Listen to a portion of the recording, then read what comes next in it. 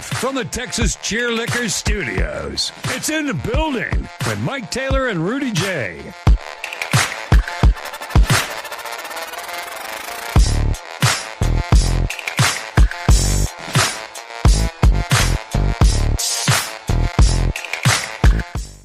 Well, I had a decent shirt on, but it's been a long day, and we're doing a later than usual show, so I've switched to T-shirt, although you have a nice shirt on, sir. Good evening. What up, what up, what up? Good to see everybody. It is the evening edition of In the Building. Welcome. If you're watching it live, we appreciate that. It is Tuesday of the work week. It is, it's that In the Building, show 510 under our watch from the Texas Cheer Liquor Studios in Greater San Antonio, Texas. Taylor, Rudy, the audio disseminator, is Jose Bouquet. If you want to donate to the cause, you certainly may do that via the Super Chat. Jump into the chat. You can leave us a tip there if you so choose to do so. You could also leave us, you can buy us coffees, which is just a symbolic way of saying you can give us some more money by going to the buymeacoffee.com link that no doubt Bouquet will put into the chat here momentarily. Welcome in here, whether you're watching us live on YouTube, maybe you're by the channel on that Spotify the next day or hours later after we do it. It is In the Building, and somebody always used to say, let's get it. And so let's get it indeed. What's on everybody's mind? A long day, What's man. Up, man? It has been a long day, man. Yeah. I had the privilege. Air Force called. I've been shooting a golf show all day. Is this breaking news? Do we have news to share here? Yeah, I mean, this one, when I did Base Bites, it was more top secret because it was like one of their first shows they had ever put on their streaming network. So they were like, hey, Rudy, we know you got a podcast. Can you keep it under wraps? But this one, when the people that hired me are posting, people that hired me are actually posting. Okay. I'm like, okay, yeah, I'm shooting the golf show with the same people that I shot Base Bites with. So very cool. I was at Lackland. Today, Randolph tomorrow. Dang. Tampa Thursday. Tampa. I thought you were going to Cali. You're going to Florida.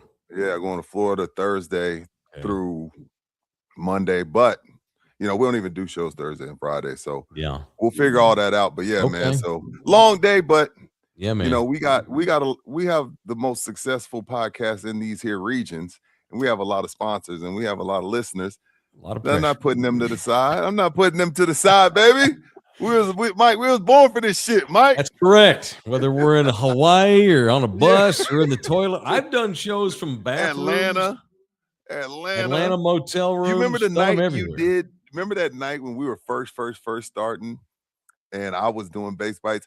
You hooked me up. You and LG were cool. And we did a show at like 11 and you did it in the closet so you wouldn't wake Nina up. Remember that shit? That's correct. I was sitting Indian style too, which I don't think that's the correct way to say that anymore. I was sitting crisscross applesauce. Literally in the closet with my gear on the floor so I didn't make noise. That's okay. We accommodate this, man. It's a great gig, and it's cool to hear that Rudy's back doing stuff with the Air Force again. So this is not Base Bites. Is it a golf intensive type show? Yeah, I won't say the name of the show, but it's a golf. Right. Well, so the people that hire me is called Air Force Services. So they're over food, they're over bowling, they're over, which I talked to you about, outdoor rec, aerospace, and golf. Right. And they're like, hey man, Base Bites was a hit. You want to shoot this golf show? But this is only this week. We'll resume shooting in July in cold weather states. Well, you let us know, man. We will accommodate you however it sees fit. I appreciate y'all doing the show at 7. Appreciate the listeners that are here. Of course. It's a big deal for us, man. It's cool to have Rudy. I'm proud of that. That's super badass. And Base Bites was cool. I'm assuming whatever you're doing will be on AFTV again, right? The Air Force Television. Yeah. So, Mike, this one's cool because this production team out in New York. So this is the production team. God bless the dead that worked with Bourdain for 13 years. So I was a little nervous. Really? Yeah. Blicker. Like the producer or just like the tech people? No, the cameraman, the editor, the sound guy, the light people, the PA. It was like, so Base Bites, put it like this. This is how big time these people are. So Base Bites was 3 people in the production team. These people today had like 8 people. It was insane. Wow. I was like, and I was just chopping it up with them in there. Like, yeah, Tony was really cool, but all of them, about year 10 and they're megastars, shit gets weird. I was like, man, you give a mother father 100 million, Wow. he gonna change. They say if money don't change you didn't make enough. You know what? It's funny. So I guess not. The word's not funny. I have felt bad for Anthony Bourdain ever since he took his life. I've just felt bad because what sort of mental, emotional abyss do you have to be in to have that as your job? And you wind up doing something like that, and like It's sad, dude. Yeah, I mean, and that throughout that entire time, he was by himself. I mean, he had a girlfriend here and there, but I think he had some girlfriend at the end of his life. But for the most part, that guy lived alone. That guy was a lonely man. So he had that job. He may have killed himself earlier in life had he not had that job to keep him busy and keep him on the move and meeting new people and always doing stuff because he had downtime at all. That's what they were saying. They were telling me like, he's responsible for he was responsible for like 150 people. So that keeps you alive. You know what I mean? But when you look back at that show, he was a cool mother father. Like, it's so weird that it ended that way because you watching him and he's smoking his cigarette and it's just so organic and natural. I'm like, damn, this dude is dope. He was. And then for it to end that way is so strange and sad. You can be dope and still not be happy or whatever. Or just have a 6-month terrible run at some point and fall into darkness. A lot of people have taken their life. We're all dark here tonight.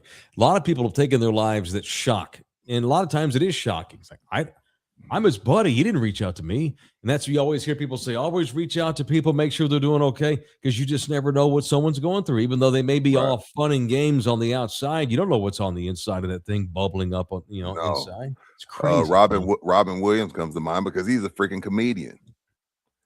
He's always making people laugh, all the while inside he's miserable. Yeah, crazy, right? You spend your whole life making people laugh. Like that was your persona. And it's crazy, man. Super crazy. Super crazy. All right. It's in the building. Let's get rolling with it. It's in the building. And let's just get violent. We'll get the punches out of the way. We got Dark talk about suicide. Let's just sorry about that. Let's do it. No, I know I'm the one that took it that way. I think it's really cool that you're working with his crew.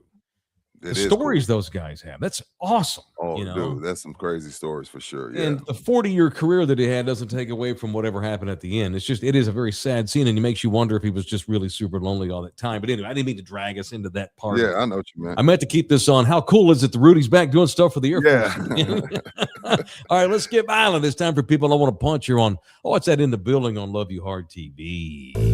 Now, it's time for People I Want to Punch on In the Building. By the law office of Orlando Kill. Tonight, Rudy, who are you wanting to punch, man? Why? I got to punch those. Yo, if you can't look, it's the NBA, right? It's the regular season. Sometimes you get your ass kicked. Sometimes one of the best players in the league meets a defense that ain't scared of them and holds you to 5 of 26 shooting. And instead of taking your ass kicking like grown men, y'all start trying to want to fight people. Y'all ain't the bad boys. Y'all ain't Ben Wallace and Rasheed Wallace. Y'all ain't about that life.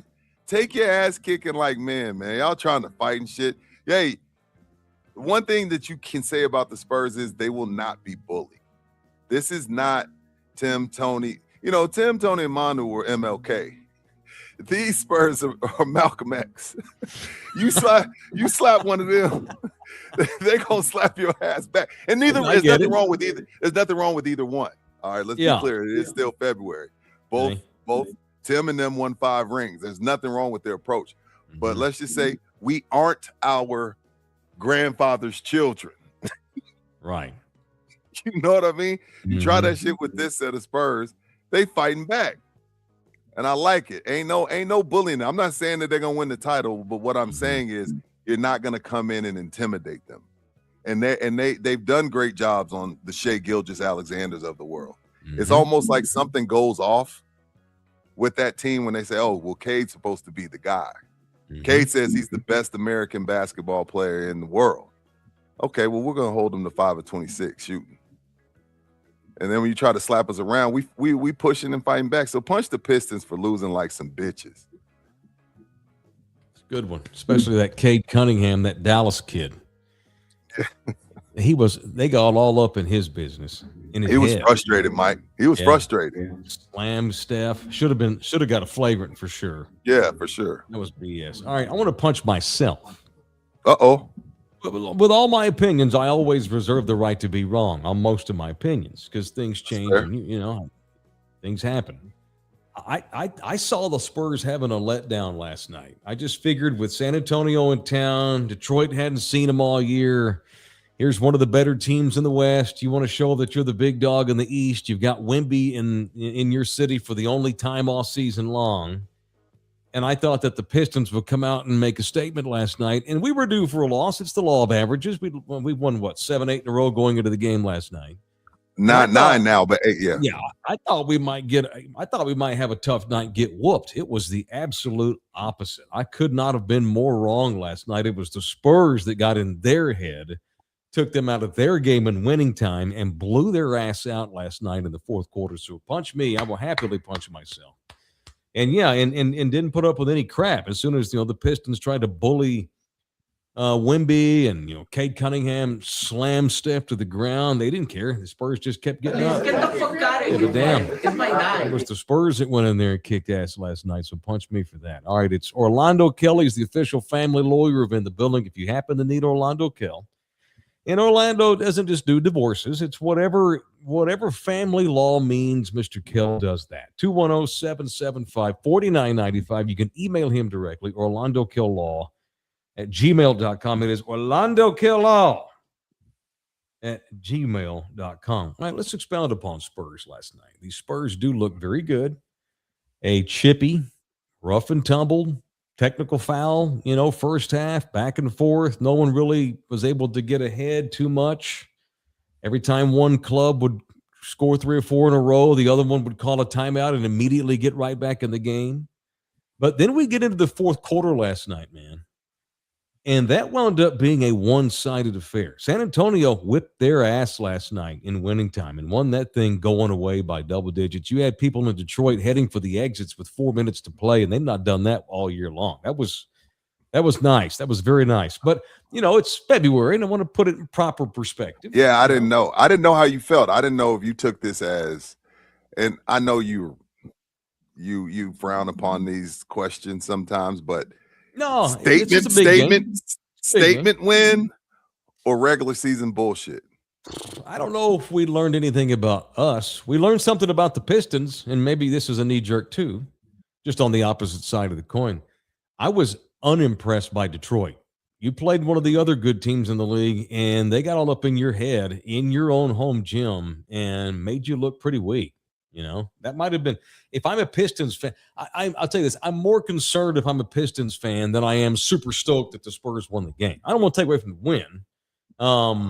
And the Pistons just did not impress me very much because they're kind of like San Antonio. They've sucked for a minute.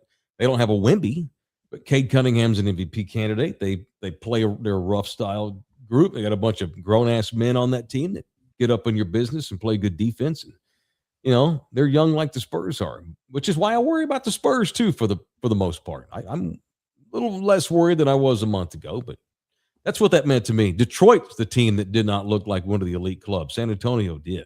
That's my perspective. Yeah, no. I agree. Detroit now is 42-16. With the record like that, you got, the talking heads. This is a possible finals preview.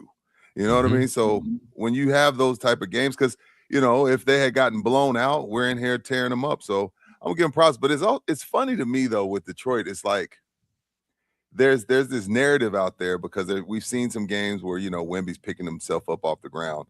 Detroit kind of took the approach like, okay, well, if we rough Wemby up, we get a little physical with him, they can be beat.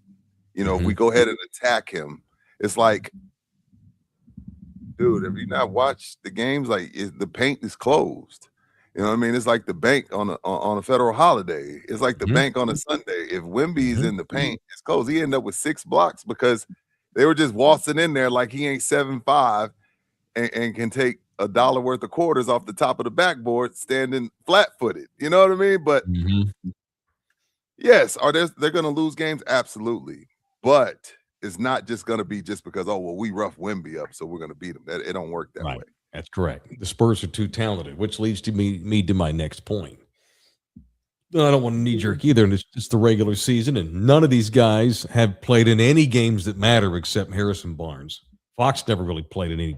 He may have gone to the first round, but I have to admit it's getting harder and harder by the week to not get pretty excited about this thing. They look. Oh no, they look great. Well, because go ahead. Well, I know 3 or 4 weeks ago I was saying that they've got too many guys that do the same thing.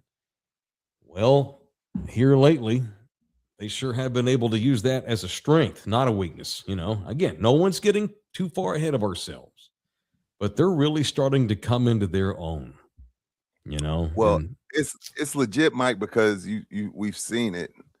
On any given night, they can beat anybody in the league. They've beaten the defending champs handily. They're the best team in the Eastern Conference last night.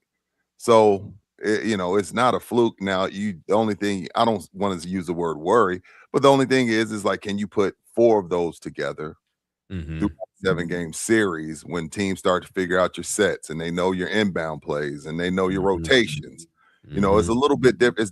It's different in the playoffs just because you start to learn teams' tendencies and try to exploit their weaknesses. But, any given night, though, that they can beat anybody. Sure. Bernard's in here throwing poo-poo on the parade. Regular season bullshit. Okay. Yeah, the 3-point gods were in our favor last night. Next game here against them could have a different outcome. No doubt. It's hard to not be excited about them. The Pistons are still a good team, although they didn't look great last night. And first half, the Spurs just shot the lights out. That was badass. It don't matter how many guards you have. If you shoot like that, you're just going to run away with it when you're that talented. And I'm trying to think, and we're trying not to get ahead of ourselves, Mike and I. We've been around this block quite a few times. I don't want to get burned in April. But I'm trying to figure out who was the last player. Who was the last player in chat? Y'all help out Buki, Mike, you help me out. That can actually control the game on both sides. Like Joker is great. We all love Joker. We all worship Joker. These young kids. Oh man, these guys. These guys couldn't. Mike and them couldn't play in today's NBA. And then you insert Joker and Luka, who can't jump over curbs, but they're dominating. Shea is not athletic. Don't let me get off on that tangent. But Shea's great. Joker's great. Luka's great. But who is the last person that can actually dominate a game, top to bottom on both sides, like Victor Wembanyama can right now? Was it Giannis that one year? Because he was winning DP. He was winning Defensive Player of the Year that year, but he didn't have the handle. He didn't have the mid-range. He didn't have a turnaround jumper. He didn't have a 3-ball. No. So was it? Who was it? This dude's getting offensive rebounds. Yeah, Wemby's getting offensive rebounds from 10 feet from the rim, dribbling outside, making threes, running back down to the other end, blocking one. Last night he had a scene on defense where he reaches up, blocks a guy, the ball goes right into the hands of another Piston, and Wemby just simply reaches his left hand out and blocks his ass. Had 2 blocks on 2 dudes without even barely pivoting. Because he's so long and lean and he makes up so much ground and space, and then he's making threes. We're talking mid-2000s in the heyday when Kobe and Tim were going at it before we had someone like that with such an impact on all sides of the floor. Timmy, people are saying Kawhi, and I think that's fair because, when Kawhi won his Finals MVP, that's fair. Yeah, he was really good. But I would say Kawhi, Tim, and Olajuwon. Olajuwon has like second, third in blocks big all dudes, time. yeah.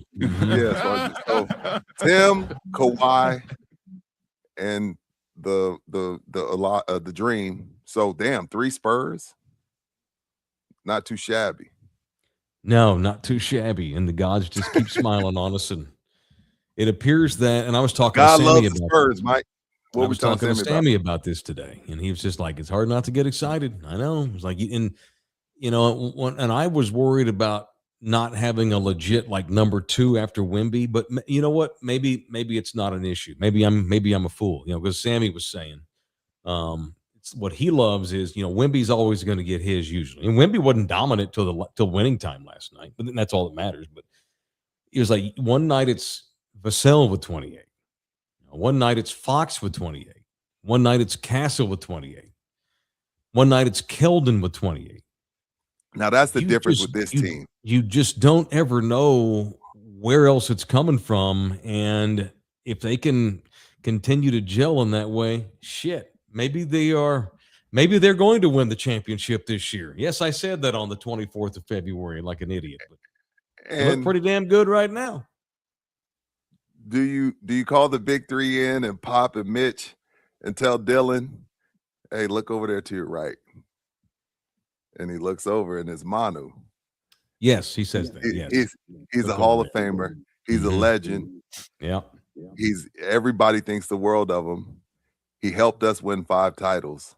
There's absolutely nothing wrong with coming off the bench, Dylan. You provide something.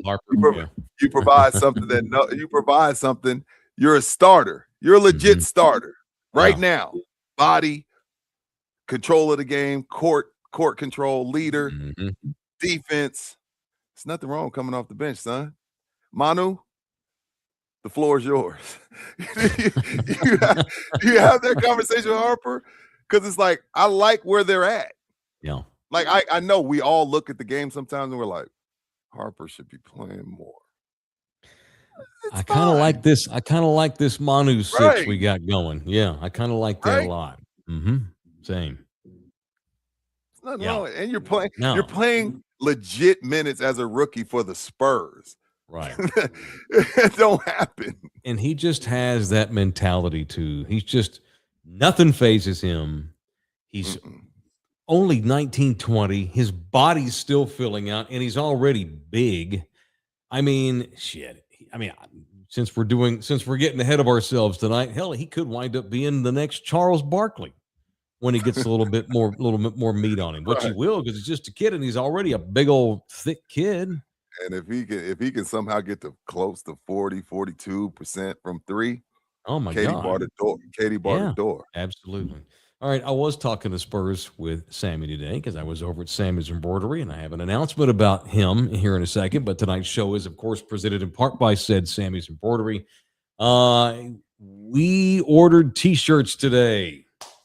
That's why I had to go pop in. The people asked if we deliver, Mike. They've been begging us, so we deliver. Yes, sir. Yes, so be on the lookout. I have an announcement about those T-shirts, but of course we went to Sammy's. Got a great price, got a great shirt, one of their higher end. I can't stand cheap T-shirts. I'm 51 years old. Life's too short to wear crappy T-shirts. Got the real good material that Sammy has, and he's got all the stuff. Now, Sammy has all the name brands when it comes to sports and work clothes and stuff like Nike, Reebok. What he's got, he's got Port Authority and Dickies and all the different brands that all like dudes that drive trucks drive, and spring leagues are around the corner with. You got baseball and softball, and if you're looking to get jerseys done and such, the spring track season's coming. Sammy's Embroidery is where you should go. 210-824-3900, samsembroidery.com. It's samsembroidery.com. Okay, and I mentioned the breaking news because the shirts will be ready, of course, because Sammy's so fast, in time for our next remote, which will come down a week from a week from tomorrow, indeed, on March the 4th, which if you're watching this live, that's in 8 days, if I'm not mistaken, at 5:00 p.m. in the building, a live edition. They're all live, but this will be outside in the flesh at La Gloria Mexican restaurant down at the Pearl, right along the riverbank on the other side of the Emma Hotel. We will be doing our thing. Me, Rudy, and Buki will be at La Gloria over at the Pearl. The great Johnny Hernandez, the world-renowned chef, is inviting us over for a 5:00 happy hour that day and podcasting. We will have T-shirts for sale. How about that? There it is. We're going to be selling the In the Building t-shirts that day. So we won't offer. I'm not offering any sales on those until that. If you show up to La Gloria, you get first dibs on t-shirts. And this current cycle, this batch, all XLs and double XLs. That's it. No L's, no mediums, no smalls. Go. And it's fitting that we're at a restaurant too. You know. Oh wait. So if you wear an XL or a double XL, get your ass to La Gloria, have a margarita and some tacos, and then buy you a t-shirt. Okay. All right. So your first chance to buy t-shirts. Let's just sell them out that day. We get enough people to buy t-shirts. We gave away 70. That was the first round. You know, when a restaurant does a grand opening, they give away a bunch of stuff. We did that. It was our grand opening. We gave away over 70 t-shirts. Mm-hmm. Shout out to our guy. And this one, like, hey man, we were trying to run a business here. So first come, first serve, but you got to be at La Gloria. Whoop whoop. All right, they'll be on sale that day at La Gloria, down at the Pearl behind the Emma Hotel. All right, Rudy put this in the chat, and I can't wait to hear the answer. What country takes the most showers? Was the question that was posed in the chat today. Me and Rudy and Bouquet, we chat all day long, but then we get about an hour and a half before the show starts, and we start letting each other know what we want to get into. And so I don't know where this is going other than the question, what country takes the most showers? Can I guess which ones don't take the most showers? Well, on this is a list of only 3, 4, I'm going to come off as being racist. This list France, only has France. Yeah. This list only has 11 countries on it, but all right. in 11th. Okay. Good old United States of America. We're 11th? Oh, man. So, but it's that that's not awesome. Yeah, this is the average number of showers per week. So the United States, we take one a day. There's nothing wrong with it. We take 7.2 showers a week. That's good. Okay. That's good. That's one a day. Yeah. That is so good. Number one kind of shocked me. I don't know what kind of, I don't know if they don't pay for water there, but Brazil, number one, they take 14 showers a week. So they Brazilians are one. Oh, okay. Brazilians are one. Colombia 2, and that's because South America. All the prostitutes, they got to shower up for the next client. Okay. Oh, and guess who's number 3? Another country with Argentina. Another country with high prostitute rate, Thailand. They got to shower up for the next customer. Okay. Philippines. You can get some. I like how rather than just say, "Hey, these are very hygienic, clean people," you roll with that angle. Yeah, that's not cool. I'll take that back. Retract that from the docket. Then Indonesia, clean, tidy people. Yeah, maybe they're just clean. Indonesia 10 a week, Mexico 8.5 a week, Australia 8 a week, Venezuela Buki 8 a week. Okay. Buki, you don't take part in these 8 a week. There's no way Buki showers 8 times a week. No way. No way. Confirmed. I do not know. Okay. All right. Well, Jose, how many showers do you suspect that you take on the average? On a 5? 5. All right. How do you do it? You have particular days, or you just wait till you just feels funky? How do you get those 5 in? Like what? How do you know when your off days are going to be? I just wait until I feel funky. You just got a feeling. All right, but you still get about 5 in a week. Yeah, Boogie, you can smell your balls. You know when your balls are hot, bro. And that's when I go shower. So me, I probably 5.5 to 6. Like, I know my wife loves me because sometimes she looks at me in disgust, like, "Did you shower today?" I was like, "No, we didn't go anywhere." Like, if I like on football Sundays, I'm not showering. I'm at home doing nothing. I haven't done anything. Sunday's my rest day from the gym. I've showered Saturday. Yeah. Why would I shower on Sunday? How many you take a week, Mike? Is it 7? You do 2 a day, 3 a day? Where are you at? So in recent months, it's 7 a week. I don't wash my hair every day, but I do get into the shower and turn the water on every day. Got to wash them underarms, got to wash them balls, got to wash them feet, got to wash that butt. You know, just have to every day. Yo, I think my wife. Butt. Got a butt. My wife is Brazilian. She takes 2 a day. She takes 1 in the morning, and she takes 1 at night, faithfully every single night. Every single night. I don't care if she's done nothing. Yeah. My wife takes 2 showers a day, depending on if she, hits the gym a couple times. And some days it's random, but like we really got something to do. And sometimes it's 3 a day. Yeah, something like Good randomly, Lord. like maybe once a week it might be 3. Yeah. So I have read that the older you get, especially, this is white boy talk here. White boy hair, it dries out. You can't wash it every day because the oils won't come out the way they're supposed to. She don't wash her hair every day though. Okay. Yeah, I don't either. Now 2 there are sometimes, Rube the dude, sometimes I do take 2. He went to Edison. Ruben don't shower 2 times a day. Okay. If I go hiking, which is normal, I probably in the wintertime it's not crazy hot. In the summer, my showers will go up just because we're active. Me and Nina like to do stuff. And so I find myself taking a couple today on occasion. I always get in there. And also, this is a cop out, but I also have, like when I was in Hawaii, I probably took 4 a week. Really? It's wild ass. Yeah, hell, there were days. There were times where I'd go 3 days without putting shoes on. I was like, we're going. I get the ocean. Shower. The ocean was my shower, that doesn't count. But being in Texas though, with the mountain cedar, I got to put water on my face to clear my head up. So it's not just for hygiene. It's so I can breathe properly. Especially lately, I've been for the last month with this damn mountain cedar. Wow, I can't believe some people do 3 a day. That's a lot. That's a little over. That's overboard. Yeah, that's a lot. Yeah, shout out to Brazil. 14 showers a week. I'm detecting things about y'all. We're taking 3 showers a day. If we poop after midnight, we have to take a shower before we can have sex. We don't. Interesting. We've got some clean freaks over here.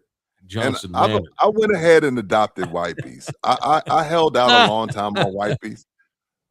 Since I can't afford them. Yeah, well, no, on my ass. Since I can't afford a bidet, I finally started using wipes. I mean, that's the Native Americans didn't have wipes. No. And then you have to wipe your butt again because it's wet. So you got to wipe, then the wipes, then wipe again. It's a lot of work. You're not supposed to throw those in the toilet, which I'm sure you do, like everybody else. You don't? No. How do you get? Okay, what do you do with a used wipey? I wrap it in toilet paper and throw it in the trash. Really? Okay. But the wipey should be clean. Oh, because that's after that follows the TP. Oh, that follows the TP. Yeah. Okay, I understand. God, that's weird. Okay. Damn, George has 3 bidets. Why don't you donate to this show more? Never used that. I've never had one either. What am I talking about? The only time I've ever used wipes is when I was sick and had the squirts all day and it was raw and I had to go to wipes that hurt.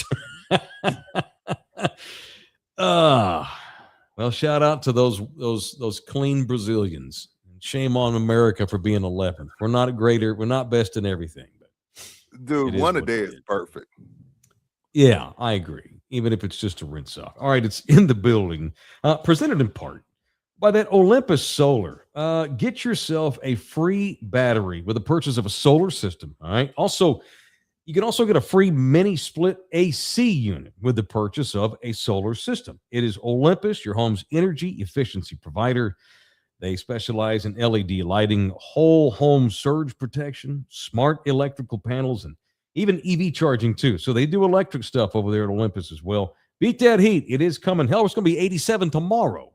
Save some money with Olympus Solar. And they're also hiring, by the way. It is the official solar company of In the Building. It is Olympus Solar, ESLLC. Yes. Never used a bidet, huh? Not once, like on vacation. I've never been in a nice enough hotel room that has one. Mm-hmm. I wouldn't mind. It would help out the process. Well, yeah, for sure it would. That'd be weird, though. It would. Like LG used to get on my ass because I wouldn't use one. so to speak. What? He'd be like, LG always said Americans are super dirty because they don't use bidets. Like in Japan, that's just a way of life. It's cultural. Like they wouldn't be caught dead not using a bidet. So like all of their new homes have bidets. Yes. Mm-hmm. Nice touch. I do. Nice wipe. All right. I wanted to give another reach around to a guy. And I did this. I think I said it for like 20 seconds yesterday. And I just wanted to repeat this tonight on the show. I just don't think Jack Hughes is getting enough credit. Look, it's hockey, man. I get it. But Americans all kind of like hockey, at least for a day when we win gold. It's not like 1980 beating the Soviets, but that was pretty cool. But Mike, 20.7 million people. Pretty good. Yep. Well, we're Americans. If we're getting ready to win something, we're all in. You know. Jack Hughes deserves a second reach around today. This dude literally gets hit in the face with a hockey stick. It didn't just knock out a tooth; it knocked out half the tooth, which is the pain, and the pain is worse than had the whole thing fell out. It's so worse. This one's busted. This one's literally like the front right tooth is literally busted out. The front left side tooth is half off. He looks like a vampire. He bled the entire night. It's throbbing. All they can do is give him a couple of Advil and go get him, Bubba.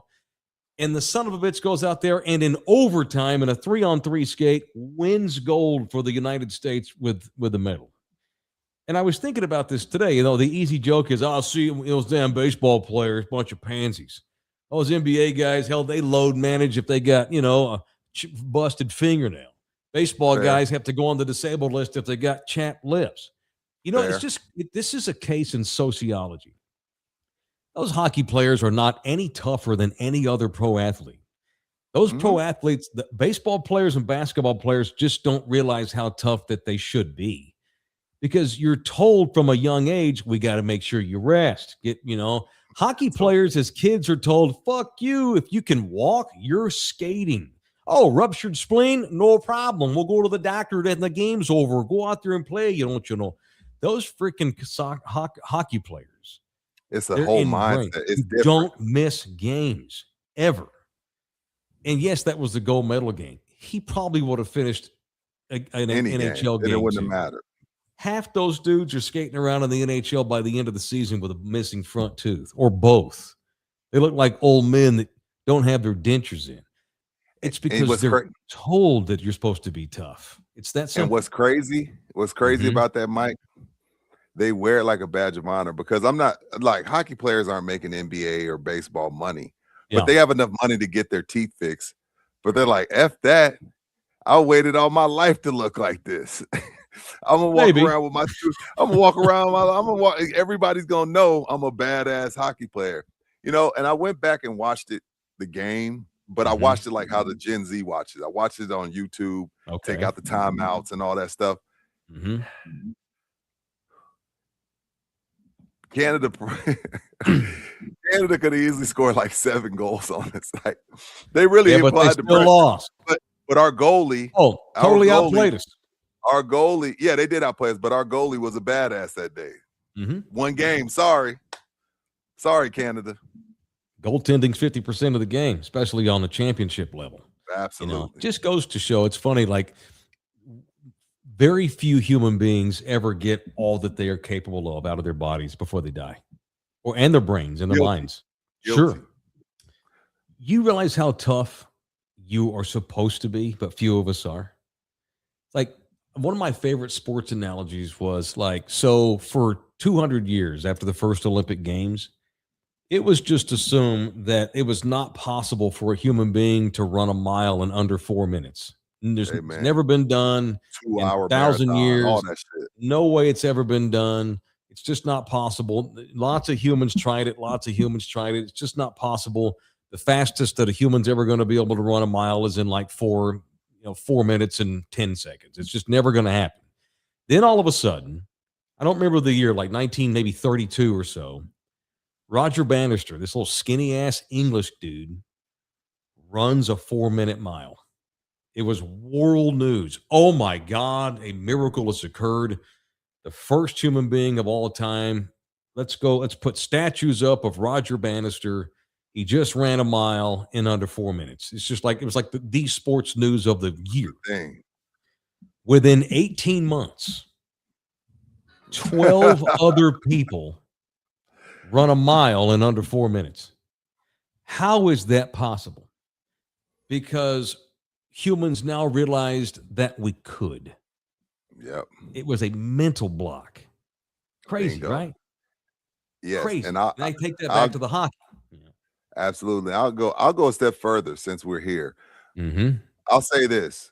So 92% of us at some point in time should hire a personal trainer. I'm not talking to the 8 to 10% of people that are just wired differently and can just go crazy in the gym.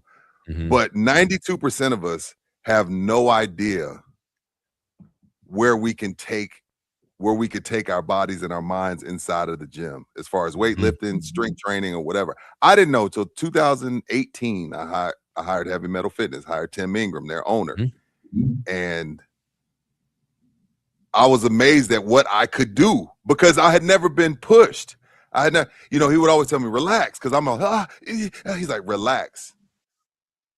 Go again, relax. Like at some point, I think everyone, especially in our town, everyone should hire a personal trainer because I mean, we all work out. You work out, I work out, but you don't know what you're really capable of until you have that a legit one.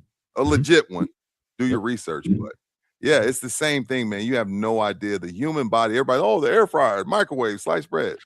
Greatest invention of all time is the human body, the human anatomy, what it can accomplish. I mean, you got people that can hold their breath for 4 minutes. Yep. I get to 30 seconds and I think I'm gonna die. Right. But you're not. If you could just overcome that. You have to work at it. You have to build lunch strength. You have to practice, but still you can. You can. You learn to swim a mile out. I never thought I would be able to do that. I never thought I would ever be doing that. You're a little kid from Fort Worth. I know. Did you ever think you could swim a mile out? No, shit. No, I didn't. I barely even went to the lake as a kid growing up. No.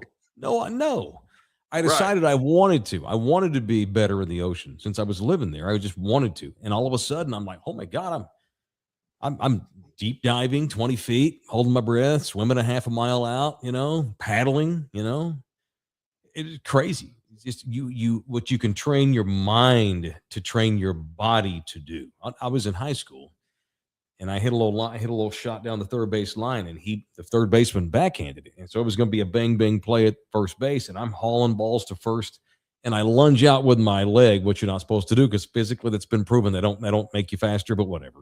So I reach out with my leg trying to beat the throw, and I roll the shit out of my ankle on the base. Boom, turned it in. Hurt like a son of a bitch. I roll over, get up, hobble my ass back to the dugout. I'm just hobbling. Oh, God, son of a bitch. Oh, God. I knew it was sprained bad. I knew it. And I go back to the dugout and I say, oh, God, son of a bitch. I tell the coach, there's no way I can go. I rolled it back. And so I'm just hobbling around. I'm like, oh, my God. And finally, my coach comes over. Like 5 minutes later, goes, Taylor, stop that damn limping. I know your ankle's hurt, but stop all that damn limping. I'm thinking, fuck, who the fuck's this asshole? I just rolled my ankle. Probably going to miss a month here. Hell, I could have torn ligaments. I'm in pain. And so I get up to go get a drink of water in the corner of the dugout. And because I was told not to limp, I didn't. And I realized, it does hurt, but it's my brain making me limp, not my body. Anthony Davis. Crazy. Oh my God, Anthony Davis. He's in his own head. That's Anthony unbelievable. He runs to the locker room every time something feels off. Yeah. He never sits there and tries to figure it out. So it's it's a mind block. Like I know he's had some unluckiness, but it's a brain block, man. The mind is crazy. Yeah. George V's in the building. Mike's baseball coach was a hard ass in a good way. He was a tremendous hard ass. Yeah, I remember in a good way. Yeah, the one time I got hurt. Shout out to Larry Schaefer, Coach Schaefer. Rudy, if you lay there that long, you better be dead. Yeah. Yeah. I never laid down again. I might hop up a little hobbly, but I learned, get your ass up. Yep. My coach was a hard ass. We were running one time. He had us running, and he could tell I was struggling. I was beat red, sweat pouring off my face. He walks over, he was left-handed, and he was a former college pitcher, so he had a strong hand. He walks over, grabs me by the throat, puts his thumb right here on this pulse, puts his middle finger right here on this pulse, and squeezes in, and I can barely breathe. And he's looking at his watch, and he goes, "You're not going to have a heart attack. You got 2 more laps in you." He checked my pulse, and when he realized, okay, Mike's not about to have a heart attack, he's just being a pizza, made me run 2 more. And I did, and I got it done. In 2026, he's on Ken's, he's on KSAT, he's on Fox I wouldn't News. have told on him, no. I know, but you go to jail for that shit now. And back then, we were like, that's normal. Thanks, coach. Yep. You know, yep. It's crazy. Mm-hmm. He moved me to third base one season because we only had 1 third baseman. The great Brad Wallace was our starting third baseman back in high school, who he wound up being the all-time doubles leader in TCU history. That record might have been broken by now, but Brad was a stud. So the local paper came down in Fort Worth, the Star-Telegram. They wanted to do an article on Brad Wallace, the All-American third baseman, blah, blah, blah, and he's full ride TCU, blah, blah, blah.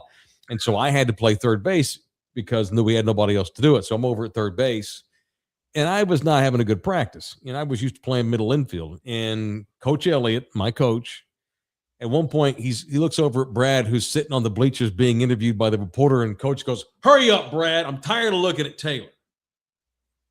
And I'm just like, man. And then about 20 minutes go by, and Coach goes, "Are you effing done?" And Brad's done. And Coach Elliott walks over and goes, "Wallace can't get hurt. Taylor, I wish I had anyone else in this entire school who could play third base because you are terrible." What he told me. I love it. To my face. I love it. I love it. We're missing that. We're missing that in today's society. Yeah, that's good, and coach. now today the field's named after him. He's in his 70s, and he's a retired associate pastor at his church. He preaches. We're missing honesty. Now, yeah, we are. The delivery can be better sometimes. Mm-hmm. Yeah, but hey, you're not a third baseman. Get out of my infield. Get off. Yeah. There's nothing wrong with that. Get out of third base. There's nothing wrong with telling a kid the truth. You're ruining my day. You're so terrible. You are terrible. I wish I had anyone else in this school who could play third base because you are terrible. Imagine no one from Gen Z would have ever ran the mile in under 4 minutes. It would have taken the next generation. Thank God that Gen Z wasn't around with all their social media, or we would never seen anybody run a 4-minute mile. It can't be done. It's impossible. Yeah, they're different. Mm-hmm. God, brilliant, but different. Tommy Elliott, that was my coach that I played for. He was a college pitcher in one state. I think he's won at least one, if not, I know maybe 2, at least one. He won state in '96, right after I left. I want to give a reach around to Mike Taylor. Oh God, we're about to end Black History Month, and my man's drinking a grape soda in honor of us. I appreciate it. Okay. You're welcome, sir. Hey, you're welcome. Big old long black one. That's the black man drink right there. That goddamn grape soda. Maybe we got any malt liquor. I'm gonna wash this down with some Old E. We'll make you some cool. Hey, why yes, you sir. Nina, make them some Kool-Aid. Y'all don't have the market cornered on grape soda. I'm allowed to buy this too. It tastes wonderful. Were you wondering what this was the whole show? Yeah, it's great. It's grape soda. I was like, hell yeah. Black History Month, baby. Drink you a grape soda. Everybody drink a grape soda before February 28th. Damn right. You're damn right. Get you some soda, or go get you one of these fine mixers from Texas Cheer Liquor. I got one of these too for look at this one. Hey, you know what that one's called, right? It's Black History Month. You bet your ass. I got the blue BBC up in this bitch. Look at that. It's Black History Month in the Taylor residence. Big old long black one. You got the BBC cocktail bag. Yes, you should see, Mike. I wish you could see people's face when they pick it up, and they're like, they look directly at me, and I say I don't name them. Yeah, AD and his wife named them. This here is Cutwater Lemon Drop Martini. We got Beatbox, which is like 11% alcohol, and one of those little buzz balls. Yeah, so you got the buzz ball for the beat. Sir. beatbox for the B, and Yes, C is sir. the cut water. I'm gonna save this for the next big Spurs game as we get toward the end of February, and we got them specials too coming up. And he's got a barrel sample Well, show me coming that up too. barrel sample. Lots going on at Texas Cheer Liquor right now. Yeah, this Saturday, 4 to 7 at Texas Cheer Liquor number 3. Y'all come out and show your support for Texas Cheer Liquor. He loves y'all. He's giving y'all some tacos, and you got a really, really fantastic barrel pick that they're going to be releasing. Nobody does this type of stuff. Don't get me wrong. You got your heavy hitters. Obviously, we don't need to name them, the big dogs. But as far as giving back to the people and, the social media stuff, not a lot of small businesses are putting in the work that the Singh family is putting in to keep this thing afloat. So y'all go out and support and get yourself some of that Angels Envy. Damn right. That's coming up Saturday. And everything else you purchase, make sure you mention in the building so you get that 5% off. All 7 area Texas Cheer Liquors, you get 5% off when you mention in the building. All right? All right. Speaking of Black History Month, your take on that dude the other night that had that documentary made about him because he's got really bad Tourette syndrome.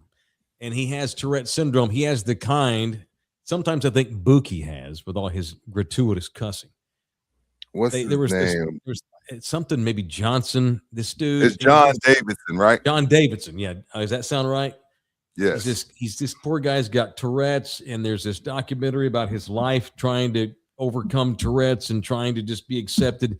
He has this tick where he has to cuss all the time out loud. Fuck, shit, piss, mother effer.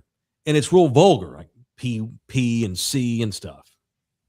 So the other night at basically the Oscars of England, live on BBC, which is their major network, they run out the great Michael B. Jordan, the noted American actor, and the guy who was in the movie with him, Sinners. I can't think of the old man's name. He's such a good actor. Screw me for forgetting the guy's name.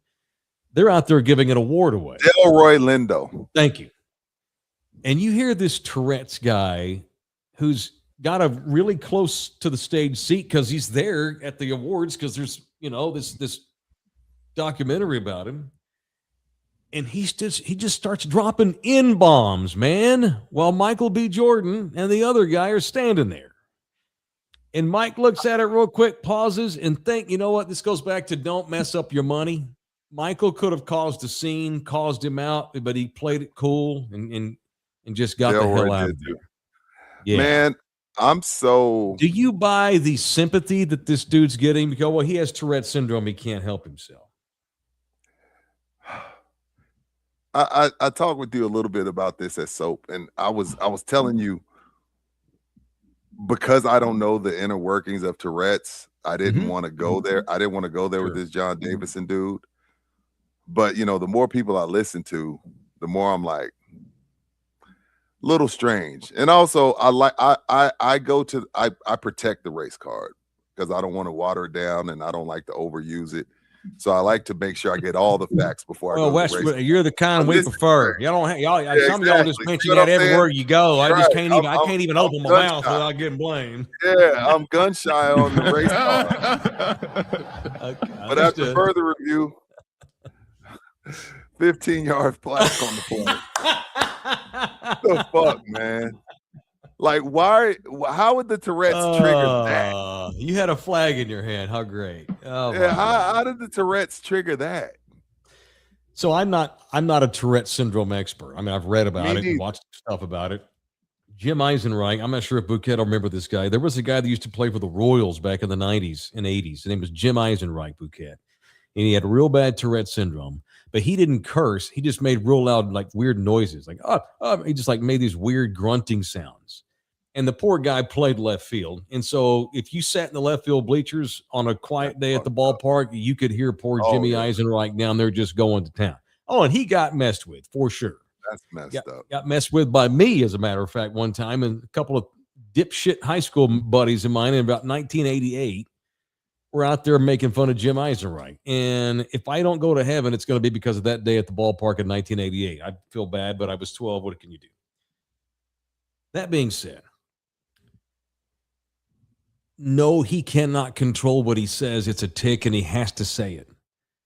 his brain put that word in his mouth at that moment with those two black actors standing up on that stage. F that racist bitch. He just happens to have Tourette's. Sorry, but you're a racist asshole. Both of those are true. Because those cuss words, your brain puts it in your face. He didn't randomly drop the N-bomb when Scarlett Johansson had her ass up there giving out an award. Right. He did it when Michael B. Jordan was up there. Bullshit. He ought to be taken out to the woodshed. And not saying he should have his ass kicked, you know. He says, I'm mortified that y'all think that was on purpose. Bullshit. He needs to go to therapy to talk about his racism too. I don't buy it. I buy that he has Tourette's. I don't buy the excuse. Agreed. That'd be like a transgender person up there, and he says something like awful about transgender folks or Mexicanos. F you, you're racist. What's up, Greg? He gave us 99 cents earlier tonight. Thank you. Appreciate that. Julian B's in the building. Speaking of Black history, Rudy one's got to go. The wood or love of basketball? Oh, shit. Julian. What does he mean, the wood? Both. The Wood or Love and Basketball. They're both movies. The Wood's a great movie. Love and Basketball. My bad. Black films. Black film. You said it all apologetically. The Wood takes me back to my childhood and like growing up with my boys. So if I have to kick one out, Love and Basketball was good, but it's super cheesy, but it was really good.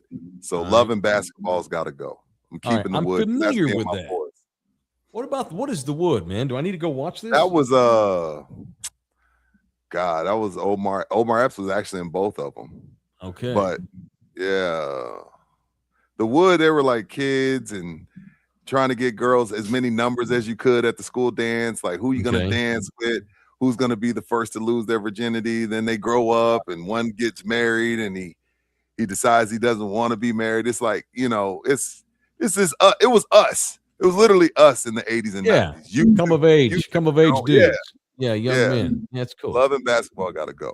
That's awesome. Sanaa Lathan, Omar Epps, cool story, but no, it's not better than The Wood. All right. It reminds me of Mike Tomlin. Can't wait to see what's next for Mike. What team will he lead the glory? He didn't get hired, right? I think he's taking the year off. He'll probably wind up doing some media stuff, and he'll be great at it if he tries, if he cares. But sure. I think he'll go back to coaching. He wants to show that he wants to show that it wasn't just a Steelers thing. You know, I think I can see Mike getting back in, but he's probably ready for a year off. All right, we have crawfish season coming back to Slackers. Be on the lookout. All of them are going to start having crawfish kickoffs, and we have one coming up on Saturday, March the 7th. The doors open at noon. The boil starts at 2 p.m. The weather is now turning for the better. Hell, it's going to be in the 80s tomorrow. 200 pounds of Groomer's finest boiled and soaked to perfection from Team Come and Take It. Quite familiar with those boys. You know those guys. All the fixings, including Kill Boss's sausage, live tunes, DJs, swag drops, door raffles, vendors out there. They'll have UFC 326 EMOS at Slackers on Nacogdoches, where we've actually been to one of those crawfish parties out there, and it was great. Had a good time. Great times. That's the Nacogdoches location. So next Saturday, y'all get out there. Absolutely. All right, Aaron Cooper's in here. How come Tourette's folks with verbal tics never just say positive things or words? It's always curse words and N-bombs. I know, right? It's never praise the Lord. Praise the Lord. I love my wife.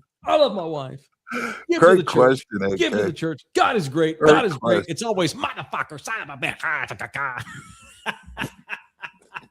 Detract that. Not trying to be insensitive to the condition, but you're right. It is always the worst in people. Absolutely. That guy, that word has been uttered from his mouth before. That was not the first time. He didn't get taken over. He wasn't possessed by the devil. Tourette's actually exposed him is what happened. That's how I see that shit. It's exposed him as a racist. BOPOS. All right, that's it. We're done. That was fun. That was quick and easy and painless and good times. All right, so you got more shooting tomorrow with the Air Force? Same time. Probably around the same time. Hopefully 6. Let's shoot for 6 tomorrow. Let me know, sir. You let me know. I'm at your leisure whenever you're ready to do it. I appreciate you. All right, y'all. Thank you to Boot Camp. Thank you to the people. Back in here mañana. Love y'all hard. Y'all have a great night. Be good. But if you just cannot be good, Be see good. y'all in here mañana. Later. We gotta keep on doing. You can.